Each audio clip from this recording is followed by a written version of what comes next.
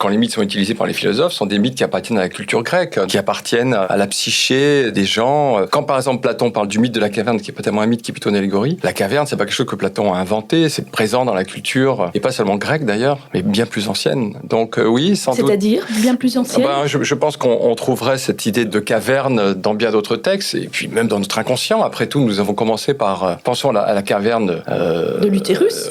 Déjà, de l'utérus, absolument. Vous avez tout à fait raison. On a commencé notre vie par 9 mois dans une caverne. Et n'oublions pas que Socrate était accoucheur, enfin la mère de Socrate était accoucheur d'enfants. Lui-même se présente comme un accoucheur d'esprit. Donc, en effet, le mythe nous fait naître à une existence nouvelle. Et pour les grottes aussi, on peut penser à, prenez la grotte de Lascaux, par exemple, où je suis allé récemment, enfin dans la copie. C'était incroyablement beau. C'était un endroit où les hommes venaient se livrer à des croyances, à des mythes, à des symboles religieux, en fait. Probablement, c'était un endroit chamanique. Donc, la grotte a toujours parlé à l'humanité, pour prendre un exemple. Donc oui, ça faisait partie de la pop culture à l'époque.